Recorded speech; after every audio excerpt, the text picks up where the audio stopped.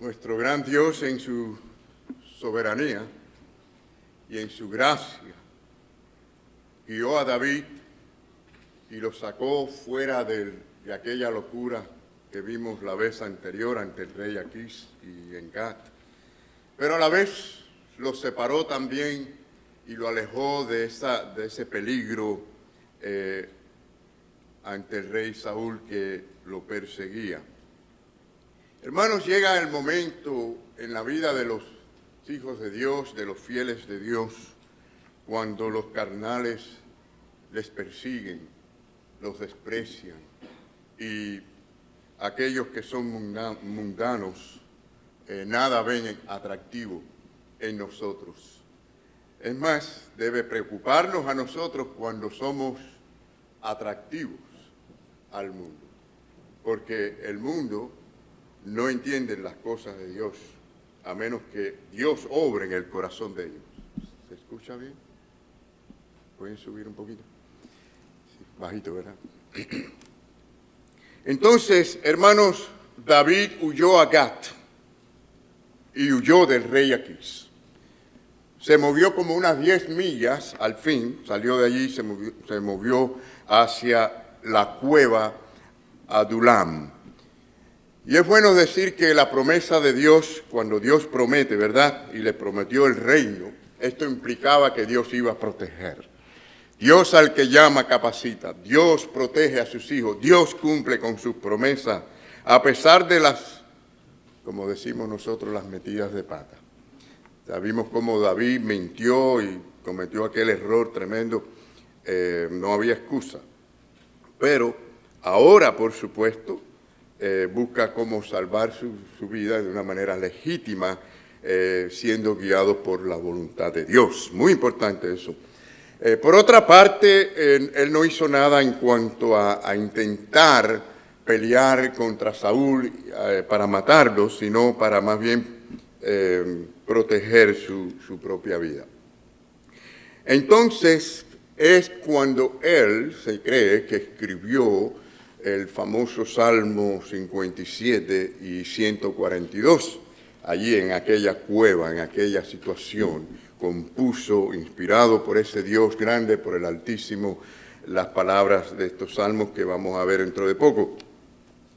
Es decir, el rechazo, la persecución, estas cosas, aunque son dolorosas, las aflicciones son dolorosas y que no son deseadas por nadie, son a veces la mejor escuela de entrenamiento para los hijos de Dios. ¿No creen ustedes, hermanos? ¿O estoy diciendo algo extraño aquí? ¿No hemos aprendido que en las aflicciones los verdaderos hijos de Dios crecen, se fortalecen? Los hijos de Dios en las aflicciones encuentran que hay bendición de Dios. Lamentablemente a veces preferimos el más mínimo pecado como una pequeña mentira para evitar alguna aflicción, pero no aprendemos que es preferible la aflicción por no pecar contra Dios, porque a través de ella hay grandes bendiciones. Y esto solo era una realidad, o es una realidad, lo era para David, pero lo es para todos los creyentes que andan en la luz de Cristo. Es decir, el que está perdido en tinieblas no entiende estas cosas, son locuras para ellos. Pero lo cierto es que las aflicciones hacen que los verdaderos hijos de Dios huyan, pero no al mundo, sino a buscar y acercarse y buscar refugio en Dios. Veamos por un momento el contexto que hay detrás de todo esto, hasta donde el Señor nos permita llegar en la mañana de hoy, ¿no? Dice la palabra de Dios en 1 Samuel 22:1, dice que yéndose luego David de allí, ¿recuerdan la historia donde él estaba en Gat, aquel problema que se tuvo que hacer el loco? Ya vimos todo eso. Huyó a la cueva de Adulam, o sea, a las cercanías de la ciudad de Adulam, y allí estaban esas cuevas, ¿no? Donde él buscó refugio. Adulam, por cierto, significa lugar cerrado. Lugar cerrado. Parece que por lo difícil que era poder entrar, poder meterse allí, ¿no? Fue una ciudad cananea, según vemos en las Escrituras en Josué. Se cree que sea llamada hoy día, si ustedes quieren buscarlas, Deir Dubán, donde hay un número tremendo de cavernas, bóvedas, ¿no?, que son subterráneas. Interesante, ¿no? 5 a 6 metros de profundidad, dice, con paredes perpendiculares, y eso se encuentra cerca, bueno, vamos a decir a 9,5 kilómetros al suroeste de Belén. Y bueno, dicen que era un lugar muy adecuado para esconder a un buen número de fugitivos. Nada se dice si estas cuevas fueron, eran fortalezas de la naturaleza o si simplemente algo de la misma naturaleza o creadas o hechas por la mano de hombre. Pero lo cierto es que su acceso era suficientemente difícil como para David sentirse seguro dentro de ella y protegerse del problema que tenía con el rey Saúl. Así que podía defenderse allí con la espada de Goliat, que ya explicamos que él tenía con él, la espada de Goliat y los cuantos hombres que hasta el momento tenía, pero ya veremos cómo se va a multiplicar ese ejército, cómo Dios va a ir proveyendo para él un ejército. Pero comienza allí con apenas 5 hombres que estaban con él, ¿no? Bueno, dijimos que el Salmo 57 y el Salmo 142 se cree que fueron escritos durante esos tiempos de aflicción en que él se veía desterrado, perseguido, abandonado, etc. El Salmo 57 es una oración, por cierto, cantada. Ustedes saben que los salmos son los himnos, donde expresa al Altísimo confianza, plena confianza. Comienza en el primer versículo agarrándose, amparándose de Dios. ¿Cuánto hemos estado en esas circunstancias? No hemos tenido a dónde ir. Y vamos, ¿a quién vamos? ¿A quién iremos? Sino al Señor. Se sostiene con fe y esperanza en ese Dios todopoderoso a través de la oración, ¿verdad? Qué bueno. Vengan conmigo allí un momentico a mirar este salmo, ¿verdad? No quisiera seguir sin ir al salmo para que entendamos por la que estaba pasando David y que a veces tenemos que atravesar nosotros o nos hemos visto nosotros en esa situación. Miren, el primer versículo, como él dice 2 veces, prácticamente repite lo mismo. Ten misericordia de mí, oh Dios, ten misericordia. Es decir, Señor, otórgame tu favor. Lo repite así. Y él lo que está profesando allí, que él depende únicamente y absolutamente de la gracia de nuestro Dios, porque en ti, dice el versículo, en ti ha confiado mi alma, es decir, me he refugiado. Mi alma confía en ti. ¿Cuánto confiamos así en el Señor, hermano? ¿Cuánto podemos? Nuestras almas deben confiar plenamente en Dios. Y en momentos de prueba, en momentos de dificultades, allí debemos de acudir. Así que a los pies del trono de la gracia, allí estaba él humildemente o humillado, confiando plenamente en la gracia del Señor y en su protección. Pero miren cómo añade, dice, y en la sombra de tus alas me ampararé. Qué bonito, ¿verdad? Porque esto es como, es un cuadro, es como lo veo, ¿no? Los polluelos que van allí bajo las alas de la gallina a protegerse cuando vienen esas aves de presas para matarlos, para llevárselos, y ellos se sienten protegidos bajo esas alas. Bueno, así es como nos sentimos, bajo las alas de Dios. Quien no ha probado esto no ha conocido lo que es ser hijo de Dios. Los hijos de Dios pasan por las aflicciones y aprenden a correr y estar bajo las alas del Altísimo. El versículo 4 expresa en el Salmo 57, ¿verdad? Dice, mi vida está entre leones. Miren hasta dónde llegó a sentirse. Yo no sé lo que es estar físicamente entre leones, pero estoy seguro que ninguno de nosotros quisiéramos estar entre leones. Qué terrible, ¿verdad? Pero en cuanto a las emociones, en cuanto a la frustración, en cuanto al dolor, en cuanto al sentimiento, él decía que se veía devorado. Estoy echado entre hijos de hombres que vomitan llamas. Miren esto, qué cuadro. sus dientes como lanzas y saeta y su lengua espada aguda. Tremendo cuadro ese. Hermanos, yo creo que David experimentó una situación bien difícil en su corazón. Posiblemente ante los psicólogos de hoy tuviera razón para decir que necesitaba psiquiatría, ¿no? Y tratamiento, o que estaba en depresión. Pero miren, además de confiar en la protección de Dios, él busca alabar a Dios en medio de todo eso, en medio de todo esto. Miren el versículo 5, dice, exaltado seas sobre los cielos, oh Dios, sobre toda la tierra sea tu gloria. Hermano, es poderoso esto. Es maravilloso cuando en medio de la tragedia, de la aflicción y del problema, podemos exaltar a Dios y al nombre del Señor. Esto es algo grande. Aquí se hace una alusión a la persecución, ya que se había emprendido contra él, ¿no? Por Saúl. El versículo 6, miren cómo él dice así. Red han armado a mis pasos, se ha abatido mi alma, hoyo han cavado delante de mí, en medio de él han caído ellos mismos. Bueno, él declara aquí que el mal que quieren contra él, de alguna manera Dios se va a encargar que esto vuelva contra sus enemigos, ¿no? O sea que en medio de esa aflicción, fíjense, el ungido es un adorador a Dios y está confiando en que Dios es el que va a arreglar las cosas, ¿no? Y esto es importante, pero él estaba dispuesto, a pesar de todo, porque vemos aquí que él se muestra no entender muchas cosas del por qué. Nosotros a veces nos quedamos en querer saber por qué nos están pasando las cosas. ¿No han oído decir a la gente, oye, a mí nada más me pasan las cosas? ¿O por qué a mí me tienen que suceder las cosas? Bueno, él pudo haber dicho algo así parecido, pero él se enfocó también además de exponer su problema a Dios, en alabar y adorar a Dios y confiar en él.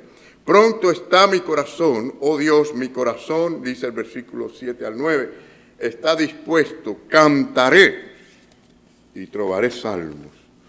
Despierta, alma mía, despierta, salterio y arpa.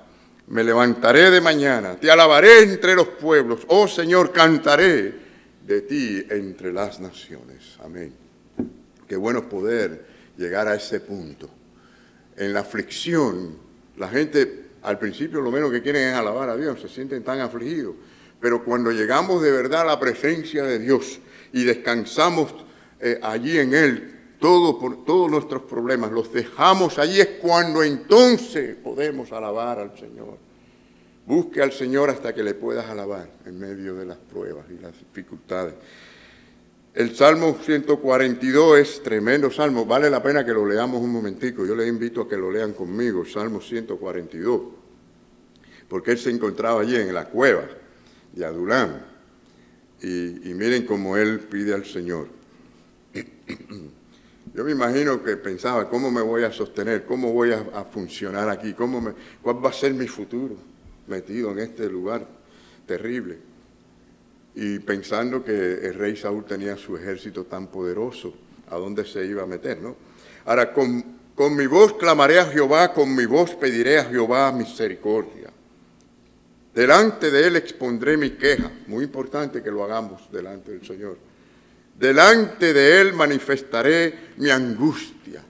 No hay que estar quejándonos a la gente. Pongamos nuestras quejas delante del Señor y nuestras angustias. Cuando mi espíritu dice, se angustiaba dentro de mí, tú conociste mi senda. En el camino en que andaba me escondieron lazos.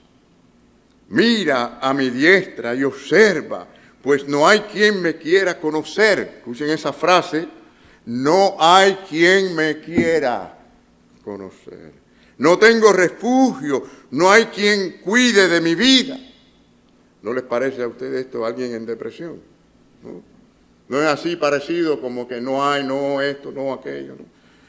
Clamé a ti. A la vez vemos ese rayo de luz que hay en él, de poder clamar a Dios, de confiar, de buscar a Dios. Clamé a ti, oh Jehová, dije, tú eres mi esperanza y mi porción en la tierra de los vivientes.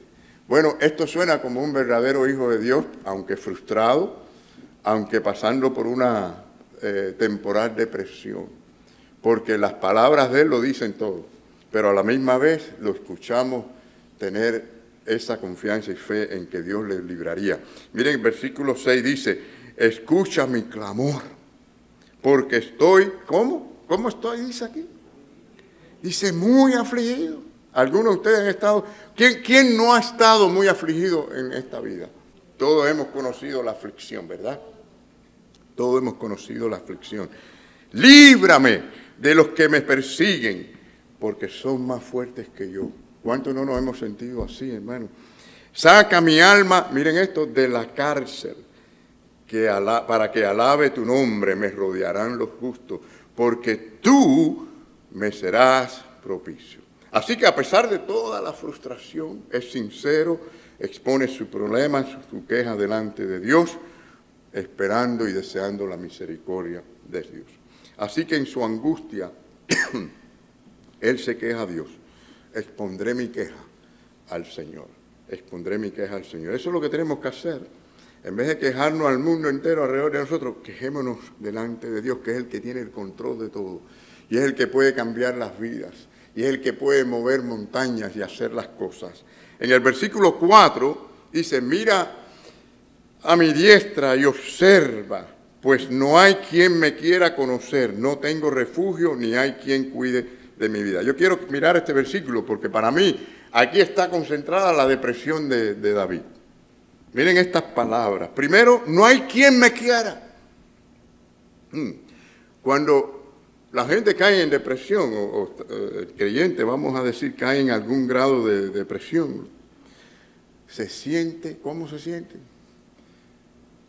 Como una lechuza en la soledad de la noche. Es decir, está solo, no hay nadie que le interese su problema, como dice el Salmo 101, como el pelícano del desierto. Vemos a David, no hay quien me quiera. Es sincero, expresa sus sentimientos. O sea que en su aflicción se ve rechazado por otros, solo en su angustia, solo en su dolor. Nadie parece quererlo, muchos le dan la espalda, y eso pasa también. Cuando estamos en alguna desgracia, en una tragedia, aquellos que parecían estar muy cerca nos dan la espalda y parecen no importarle las cosas que están ocurriendo. Así que David conoció este problema. Hermanos, no es fácil.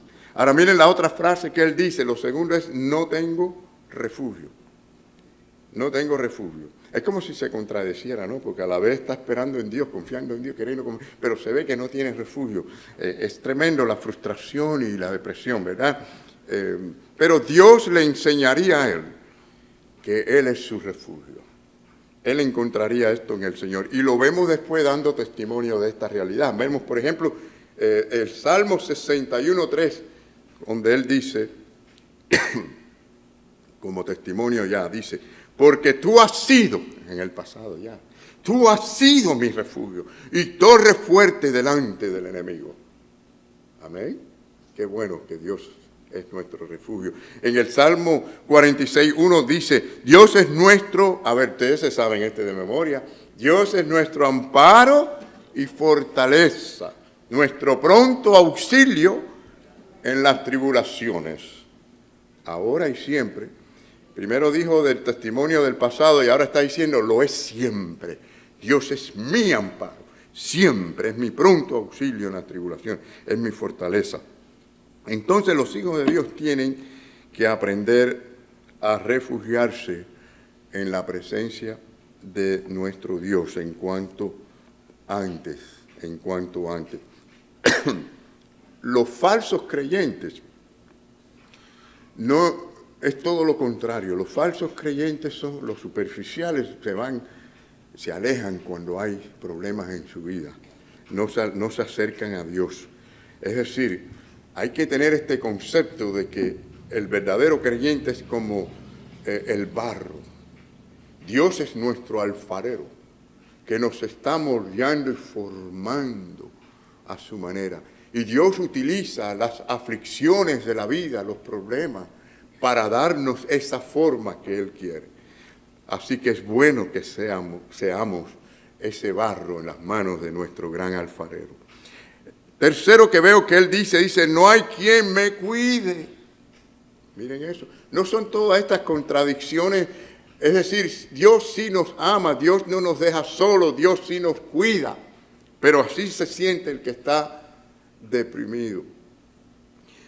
El salmista ya no da más, está en una situación ahí, cuando ya la persona llega a este punto, tiene un espíritu desmayado. Se sentía como que había sido totalmente abandonado por Dios, ¿no?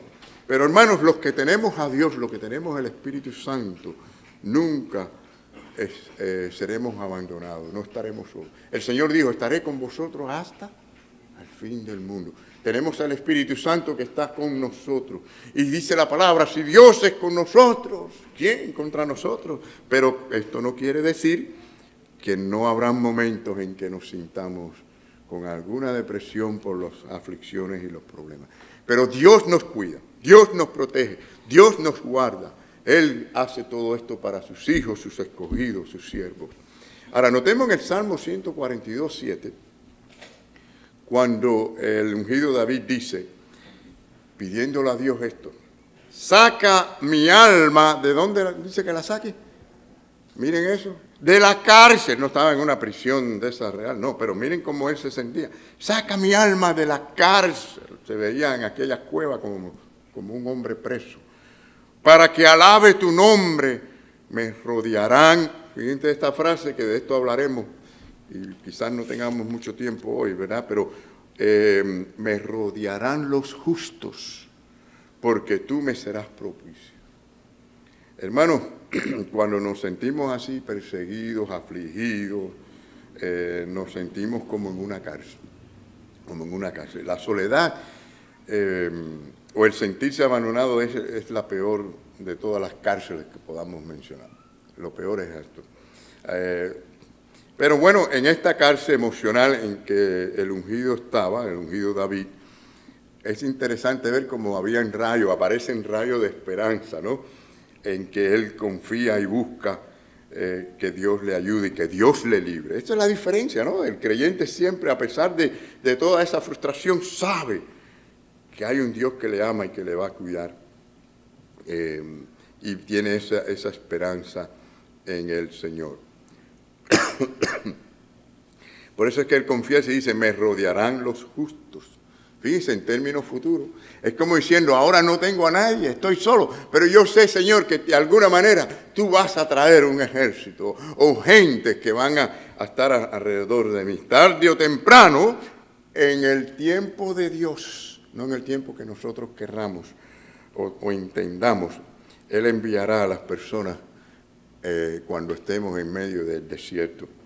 Dios no nos abandona. No.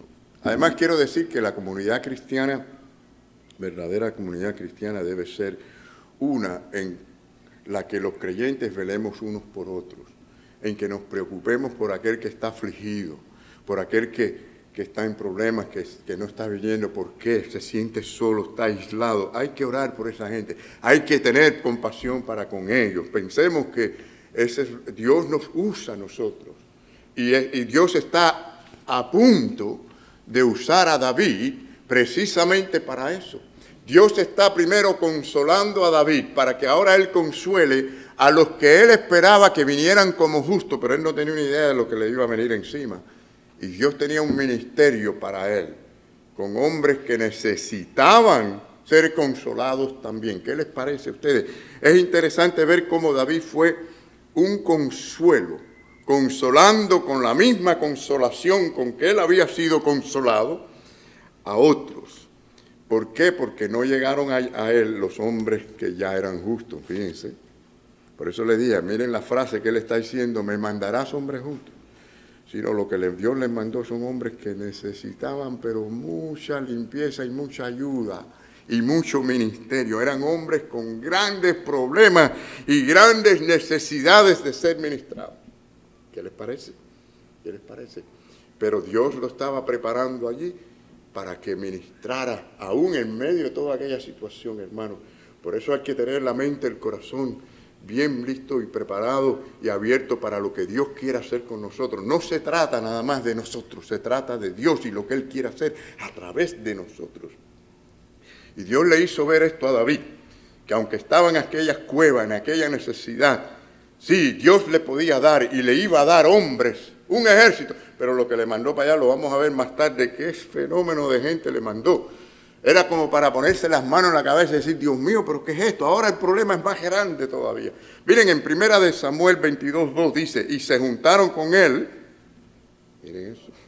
¿Quiénes se juntaron con él? Dios empezó a mandarle. Él terminó la oración y Dios empezó a mandarle. Todos los afligidos y todo el que estaba endeudados y todos los que se hallaban en amargura de espíritu. Este hombre apenas estaba saliendo de una depresión, ¿cómo es posible? Y fue hecho jefe de ellos y tuvo consigo como 400 hombres. ¿Qué les parece? Señor, envíame gente justa. Vas a ver lo que te voy a mandar para allá. Yo tengo un propósito mejor que el que tú tienes en mente. Pero yo me imagino cuando él empezó a ver esto se asustó. Hermanos, no nos asustemos con lo que Dios nos envía. Entendamos que Dios tiene un propósito. Y allí comenzó a reunir fuerzas para su propia defensa. Por aquellas pasadas experiencias, ¿no? Él aprendió que él no podía salvarse huyendo. No podemos estar siempre huyendo. Tenemos que a veces estar en un lugar fijo, firme, fortalecernos y defendernos, como él estaba ahora en esa posición de defensa, preparado para saber defenderse con tropas. Pero bueno, su regimiento no estaba formado por hombres grandes, por hombres ricos, ni por hombres de alta posición, ni tan siquiera de buena conducta. Sino oprimidos, endeudados, amargados, hombres que estaban en quiebra de finanzas, ¿no? O de ánimo, los cuales se veían en tal aprieto. Miren toda esta situación, ¿no? Y allí, en aquel cuartel, en aquel lugar, en las cuevas de Adulán, llegó a tener a sus órdenes 400 hombres que aprenderían de David acerca de Dios y acerca de lo que era tener a Jehová como nuestro pastor, y que si Dios era nuestro pastor, nada nos faltaría. ¿Qué les parece? Y Dios comenzó una obra maravillosa allí, en aquel lugar, y vamos a ver la semana que viene también cómo se multiplica ese ejército, cómo Dios lo bendice. Hermanos, recuerden que cuando Cristo vino, Él no buscó a los grandes del mundo. Él nos recibió a los más religiosos de aquella comunidad. Hombres del vulgo, hombres comunes y con muchas faltas y debilidades. Y el Señor hizo una gran obra con ellos. Dios hace y hará grandes cosas con sus hijos, según sus propósitos. Confiemos siempre en el Señor.